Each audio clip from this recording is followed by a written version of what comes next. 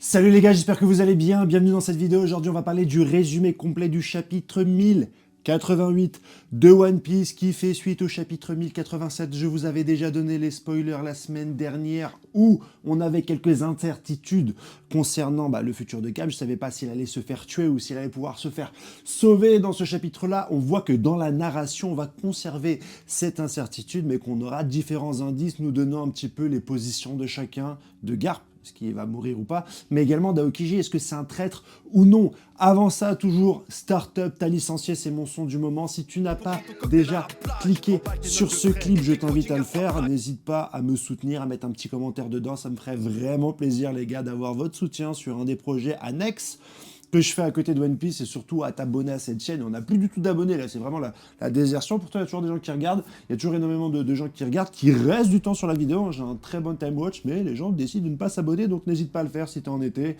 si tu kiffes la vibe et si tu kiffes, parler de One Piece avec moi sur cette chaîne. Bon, le chapitre commence encore sur un flashback. C'est un procédé qui est régulièrement utilisé par Eiichiro Oda pour nous donner quelques informations, et là, notamment sur les liens entre les personnages qui seront développés dans le chapitre et qui font référence aussi au chapitre de la semaine dernière. J'entends bien sûr Garp, le héros de la marine, et puis deux de ses disciples, des personnages qu'il a entraînés. Aokiji dans le futur, son premier disciple, l'ancien préféré, puis Koby le nouveau bien sûr, et puis chacun va évoluer un petit peu différemment. On a eu beaucoup les flashbacks de Garp avec sa relation avec Aokiji la semaine dernière. On voyait qu'il y avait une espèce de, pas de rivalité, mais Garp était un peu froid. Aokiji a dû se battre longtemps pour avoir un tant soit peu l'intention se faire remarquer par Garp. Et pour Koby, on sent que c'est pas du tout la même chose. Déjà, Garp était plus vieux, donc c'est normal qu'il y ait une autre relation avec la nouvelle génération, mais déjà, il pose des questions un peu différentes. Avant, il était peut-être un peu plus chevaleresque, hein. Mais voilà, il va demander à Koby, voilà, t'es sur une île, t'as un seul bateau, il y a 2 places, et sur cette île, tu trouves un vieillard et un bébé, tu sauves qui? Bien sûr, Koby lui répond, je sors du bateau et je sauve les deux, parce que Koby est quelqu'un de très très gentil, de très très sain. Garp lui jette une craie dans la tête et lui dit, mais non, il faut que tu prennes toi et le bébé, parce que voilà, le vieux arrive à la fin de sa vie, il a peut-être plus rien à proposer pour le futur, il ne portera pas les générations futures, donc tu dois prendre soin de la nouvelle génération. C'est un thème qu'on retrouve également dans Naruto, avec le débat entre Shikamaru et son père qui jouait au Go ou au Shogi, je ne sais plus, et qui parlait du roi qui est le roi, c'est la nouvelle génération, c'est l'enfant symbolisé par l'enfant d'Azuma après sa mort. On a à peu près donc la même chose, le même genre de propos, des choses qui sont finalement très liées à la culture du Japon. Je reviens d'un voyage au Japon, et on voit le soin particulier dans les infrastructures avec lequel ils s'occupent de leurs vieux, de leurs grands-pères, et on voit toute l'importance dans les foyers des grands-parents qui doivent s'occuper des petits-enfants. Donc c'est important aussi de le voir et de le souligner quand tu le vois directement dans le manga, parce que ça a du sens, ça a du propos, ça démontre la façon de réfléchir de la société japonaise. Et ça, c'est pas mal. Et ça, c'est stylé. On voit que Koby a également pas mal de cicatrices. Et Hermep nous explique que, en fait, Koby en fait 100, voire 200 fois plus. C'est vrai que souvent, on dit, ouais, si tu veux travailler et atteindre des objectifs, il faut que tu bosses 2 fois plus. Mais non, dans la réalité, si tu dois bosser 5 fois plus, 10 fois plus, 20 fois plus, 100 fois plus. Et là, on voit que Koby, malgré son air un peu chétif, n'a pas lésigné sur l'entraînement jusqu'à s'infliger de terribles cicatrices pour pouvoir un petit peu avoir un corps qui lui permet très d'incarner directement sa propre opinion de la justice. Et on voit dans la marine, il y a des opinions de la justice un peu différentes. Celle de Koby a l'air d'être une justice assez saine, pour changer. On a donc un retour sur le présent avec un Garp qui est allé au sol et qui voit la main de Pizarro en train de menacer ce cuirassé de la marine qui sauve des pirates, des marines, des swords, des prisonniers, qui sauvent toutes les personnes qui ne veulent pas participer à l'affrontement de la ruche. Et Garp se dit, voilà, il faut qu'on sauve. Je vais vous créer une ouverture. Koby, Helmep et l'autre beau gosse, vous allez essayer de sauver ce cuirassé. Et pour ce faire, vous allez un petit peu protéger Koby pour qu'il aille affronter cette main. Koby ne se sent pas capable de le faire. Garp le pousse à le faire. Vas-y mec, tu peux le faire. Garp met un petit peu quelques torgnoles, je crois, qui fend en deux le crâne de Pizarro, en tout cas le crâne géant, ce qui va avoir un impact direct sur son corps physique, mais celui-là, même sonné, saignant, fait quand même tomber sa main sur le cuirassé, et là c'est Koby, après avoir été protégé par Hermep et l'autre beau gosse, qui va réussir à lui rentrer directement un coup, on voit du haki, on voit des éclairs noirs, beaucoup vont interpréter, il détruit complètement la main de Pizarro, ça montre un petit peu la puissance de ce personnage. Sur les indices, on avait Sangoku transformé en Super Saiyan, je trouve que c'est un indice un peu abusé concernant la prestation de Kobe, qui est certes belle sur une double page, je ne l'enlève pas, mais voilà, il n'a pas non plus une super transformation, il va pas se transformer en Gear 5 version Kobe, quoi, c'est ça que je voulais dire. C'est ça que j'ai envie de dire, mais le coup sur une double page est quand même assez bien fait. Kobe, seul, arrive finalement à se démerder et à sauver ce cuirassé et les membres de la marine. La fin du chapitre va être sur l'un des éléments les plus intéressants, les plus importants, parce qu'on a eu mirambelle de propositions concernant la personne qui allait sauver Garp, et pour une fois, enfin encore une fois, j'ai eu raison, parce que beaucoup ont dit que c'est l'amiral Sangoku qui va venir. Regardez mes commentaires du 1087 et regardez les commentaires de la vidéo spoiler. C'est Garp qui va venir, c'est Sangoku, on a tous ces Gecko Moria qui est dans la prison, c'est le second Garp, cette espèce d'épéiste avec un chapeau. Bon, c'est le Mon Corvo qui a fait une vidéo là-dessus, bah, c'est pas mal hein, de faire une théorie sur ce truc-là, mais du coup ça a pris... Et ça a eu énormément d'engouement, et beaucoup de gens ont pensé que ça allait être lui qui allait venir et régler le compte à Pizarro. Ça me rappelle un peu quand on a pensé que c'était Jin, je crois que c'était encore le Mon Corvo, quand ils ont fait... quand ils ont émis l'hypothèse que c'était Jin qui était le fils de Kaido.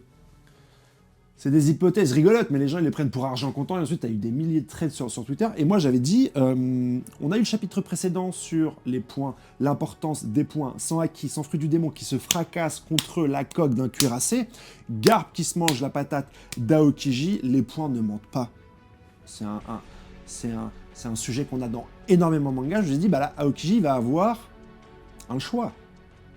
Entre sa possible couverture, même si c'est pas dit directement, je pense qu'il est sous couverture parce qu'il incarne quand même une vision assez nette de la justice, et son ancien mentor, jusqu'où il va devoir protéger sa couverture pour faire croire aux pirates de Barbe Noire qu'il est bien un des leurs.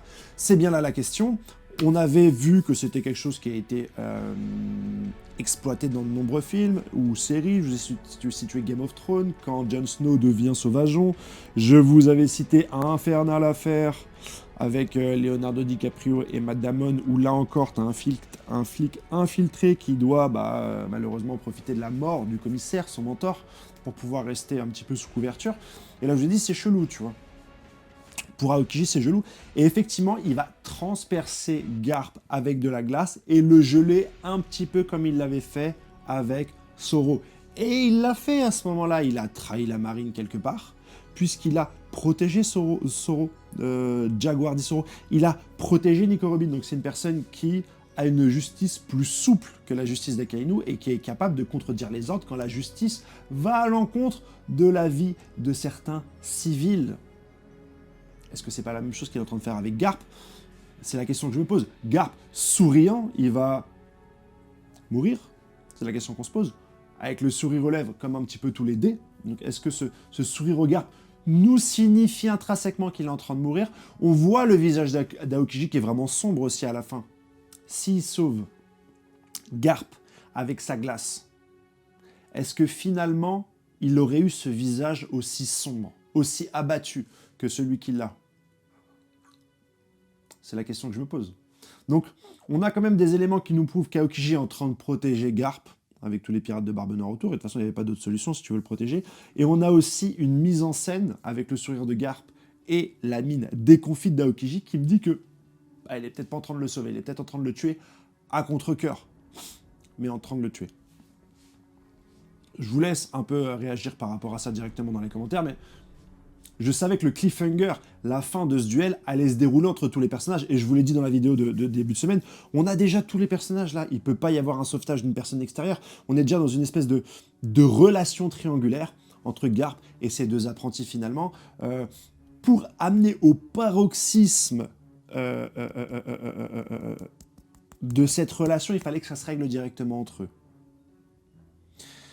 Et notamment, on allait jouer sur l'interprétation, est-ce que Garp est mort ou pas. Je pensais qu'on allait avoir la réponse, mais Shiroda est bien teasé. Finalement, on n'aura pas la réponse tout de suite, puisque le narrateur va dire situation de Garp à la ruche inconnue. Est-ce que quelque part, l'auteur ne commencerait pas à craindre ses fans et à ne pas prendre position? Parce que c'est quand même une fuite de ne pas donner la position de l'état de santé de Garp à ce moment-là, sachant aujourd'hui l'ampleur que ça peut avoir sur les fans. et de se dire que, à force de foutre le bordel et de se faire la guerre directement sur les réseaux sociaux, c'est peut-être venu aux oreilles des Shiroda, et peut-être qu'aujourd'hui, ils n'osent plus prendre des risques, / tuer des personnages, par peur de voir les communautés se déchirer. Ce serait ouf quand même. Mais réfléchissez-y. On a un autre élément qui me paraît un petit peu tiré par les cheveux, ça va être la fin du chapitre. On va voir donc normalement des cuirassés débarquer sur Exide, et le journal va dire, le journal du lendemain stipulerait 3 événements. La remise en liberté de Koby. D'ailleurs, il y a un flashback, excusez-moi, sur Amazon Lily, où finalement, apparemment, c'est un flashback pour te montrer à quel point Koby, c'est un homme bien. Barbe Noire aurait demandé, pour lâcher la princesse d'Amazon Lily, 800 marines et un cuirassé, et Koby aurait dit non, non, non, au lieu de prendre les 800 marines, prends-moi moi, Koby, le héros de la marine. C'était pas nécessaire de nous rajouter ce flashback-là pour nous faire comprendre que Koby était un mec bien, on le savait. Mais c'est noté directement en flashback et sur ce truc, ou alors on aurait dû le mettre avant, mais ces histoires de flashback qui reviennent en arrière sur 2 pages pour te faire montrer à quel point le mec est cool, c'était pas utile. Mais bon, passons. Garp est dans situation inconnue, et Monkey D. Luffy a fait de Exide sa forteresse. Est-ce que c'est juste ça, les éléments qui vous chambouler le monde, qui nous étaient teasés par l'auteur?